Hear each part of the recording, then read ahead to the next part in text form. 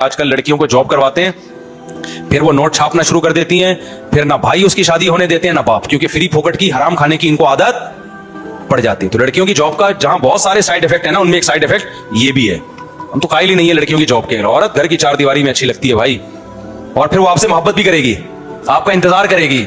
उसको देखने के लिए आपके अलावा कोई है नहीं। आप सफर पे जाओगे, आपके लिए वजीफे पड़ेगी कि मेरा मियां वापस आ जाए। आप सुबह जॉब पे जाओगे, शाम को इंतजार करेगी मियां वापस आ जाए। अगर आपने जॉब पे भेज दिया उसको वहां बॉस नजर आ रहा है, उसको वहां आपसे ज्यादा हैंडसम बंदे नजर आ रहे हैं, फिर उसको पैसा नजर आ रहा है, तो वो कहेगी ये मखनचूक पता नहीं क्यों फुलतरू की तरह अब्बा ने मेरे साथ लगा दिया है। खाम खा फुलतरू की तरह क्या लग गया है, चिपक के एक बंदा लग गया है।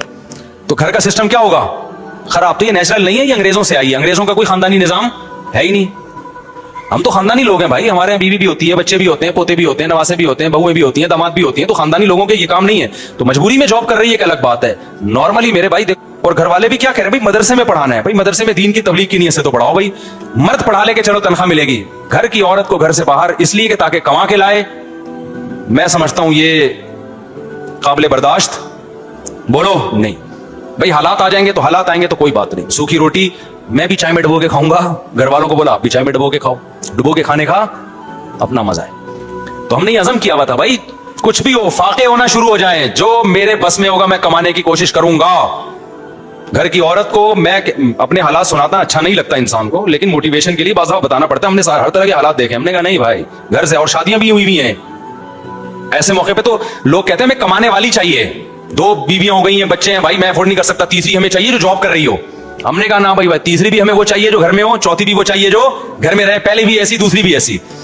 अब खर्चे बढ़ रहे हैं तो तेरा बाप कमाएगा, ठीक है ना, जितना कमा। फिर अल्लाह ने बरकत भी दी, तो मर्द की कमाई में अल्लाह ने बरकत रखी है। जिस मर्द को औरत की कमाई जिसको मुंह को लग गई ना, वो मर्द बड़ा ढीठ होता है, बता दूं आपको। और फिर ये चीज उसकी नस्लों में ट्रांसफर होती है।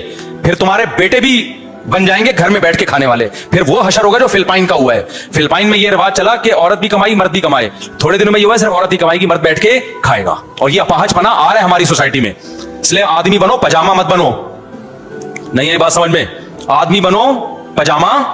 देखो ये डिजाइन पजामे का भी होता है, यूं यूं करके एक डिजाइन होता है ना, ये पजामे का भी वही डिजाइन होता है जो आपका है। असल में अंदर से पता चलता है कि ये आदमी है, ये क्या है, पजामा है। तो आदमी उसे कहते हैं जो कहता है भाई जैसे तैसे हालात हों, कमाना किसकी जिम्मेदारी है, बोल लो ना, मेरी जिम्मेदारी, मैं कमा के खिलाऊंगा। फाके पड़ेंगे कोई बात नहीं भाई, आप भी फाके में। अगर बेगम कहे मैंने इस फाके में नहीं रहना तो भाई नहीं रहो, कोई बात। हमारे नबी ने ऐसे ही किया था। उम्महातुल मोमिनीन के घर में जब फाके पड़ना शुरू हुए तो उम्महातुल मोमिनीन ने कहा भाई ये तो गुजारा मुश्किल हो रहा है, खाने को ही नहीं होता। तो हमारे नबी ने ये तो नहीं कहा कि ठीक है आप लोग भी जॉब कर लें और मैं भी देखता हूं। हमारे नबी ने फरमाया भाई मैं तो इसी तरह ही चलूंगा, आपने रहना है, आप मेरे साथ रहें। अल्लाह ने आयतें नाजिल की कि अपनी अज़वाज को कहते हैं कि अगर इसी तरह गुजारा करना है तो नबी के साथ गुजारा करो, नहीं करना तालैना उमत्तिउकुन्ना व उसर्रिहुकुन्ना सराहन जमीला, मैं आराम से छोड़ देता हूं, फिर किसी मालदार से शादी कर लो। तो आपने अपने उसूलों पे समझौता बोलो नहीं करना, अपने खानदान को तबाह नहीं करना। आपकी परंपरा होनी चाहिए, आपकी नस्लों में ये बात कि हमारे खानदान में मर्द कमाते हैं, औरतें खाती हैं, चाहे जैसे मर्जी हालात हो जाए।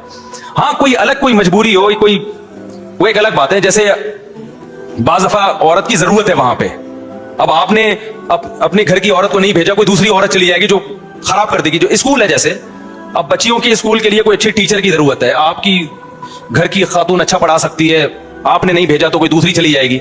आपकी वाइफ डॉक्टर है, सही है ना, वो सही इलाज कर सकती है, आपने नहीं भेजा तो कोई 2 नंबर चलिए। तो कौम के इज्तिमाई मफाद में कुछ काम किए जा सकते हैं, लेकिन सिर्फ कमाने की नीयत उसमें ना हो।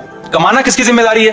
तो कहीं कोई इज्तिमाई मफाद हो तो एक अलग बात है। नॉर्मली भाई करना क्या है, जैसे मर्जी हालात हो, औरत घर में रहने का समझते हो, बच्चों की तरबियत करे, घर में रह के खाए। उसको बताएं कि तुम रॉयल फैमिली से तुम्हारा ताल्लुक है। रॉयल फैमिली की औरतें जॉब करती हैं, खाती है ना वो। तो आप बोलो आप रॉयल रक्षा वाला भी हो, बोलो बेगम तुम घर की जो है ना मालिकन हो, तुम खाओगी, हम क्या है, हम गधे हैं जो हम कमा के लाएंगे तुम्हारे लिए। तो इसमें देखो बरकत होगी, अल्लाह ताला बरकत देगा, नस्लों में ये चीज चलेगी। वरना फैमिली प्लानिंग वाले 2 बच्चे 1 बच्चा और बेगम जब तक दोनों मिलकर ना कमाए। मैं फ्रांस में था ना, तो वहां भी लोगों ने कहा आप ठहरे तो काइंडली यूं। मैंने कहा भाईजान हम वहां 19 अफराद को खिला रहे हैं अल्हम्दुलिल्लाह, बच्चे बेगम सब मिला के टोटल एक दिन मैंने अंदाजा लगाया था 18 या 19 को, इस तरह की। वो असल में चेंजिंग इतनी जल्दी आती रहती है तो पता नहीं चलता।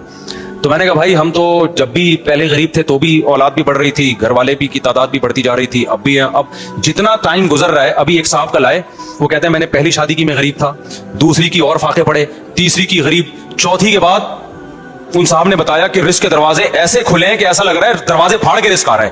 میں نے کہا تم نے اللہ پہ توکل کیا نا, اس توکل کا اللہ نے تمہیں بدلہ دیا. اگر کیلکولیٹر لے کے بیٹھے رہتے تو اٹکے بھی پہلی پہ رہتے اور اس کو بھی نہیں مل رہا ہوتا.